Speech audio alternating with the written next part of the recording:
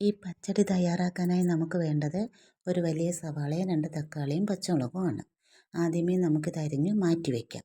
പിന്നെ ഇതിൻ്റെ അരപ്പ് തയ്യാറാക്കാനായി ഒരു മിക്സിയുടെ ജാറിലേക്ക് തിരുമിയ തേങ്ങയും ചെറിയ ഉള്ളി, പച്ചമുളക് അരിഞ്ഞത്, കുറച്ച് ജീരകം ഇവ ചേർത്ത് കുറച്ച് വെള്ളം ഒഴിച്ച് നന്നായിട്ട് അരച്ച് മാറ്റി വയ്ക്കാം. മാറ്റി വയ്ക്കേണ്ട അതിന് മുൻപ് അല്പം കടുകും കൂടെ അതിൽ ചേർത്ത് ഒന്ന് കറക്കി മാറ്റി വയ്ക്കണം. അതിനുശേഷം ഒരു ചട്ടി അടുപ്പിൽ വെച്ച് ചൂടാകുമ്പോൾ കുറച്ച് വെളിച്ചെണ്ണ ഒഴിച്ചിട്ട് അതിലേക്ക് കടുകിടുക. കടുക് പൊട്ടുന്ന സമയത്ത് അരിഞ്ഞു വെച്ച കൊച്ചുള്ളി ചേർക്കുക. അതിലേക്ക് വറ്റൽമുളക് ചേർത്ത് കറിവേപ്പിലയും ചേർത്ത് ഇളക്കിയിട്ട് അരിഞ്ഞു വെച്ചിരിക്കുന്ന സവാള ചേർത്ത് ഇളക്കി കൊടുക്കുക. സവാള ഒരു 2-3 സെക്കൻഡ് ഇളക്കിയാൽ മതി.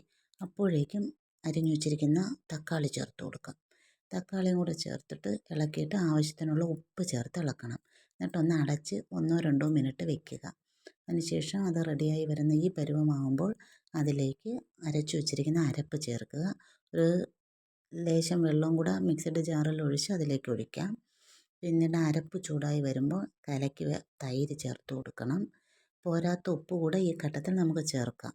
ചേർത്ത് അത് ചൂടാകുമ്പോൾ തീ ഓഫാക്കി കുറച്ച് കറിവേപ്പില ഇട്ട് വയ്ക്കുക. ചൂട് ചോറും ഒരല്പം അച്ചാർ ഇതും കൂടെ ഉണ്ടെങ്കിൽ സൂപ്പറാണ്, വേറെ ഒന്നും വേണ്ട.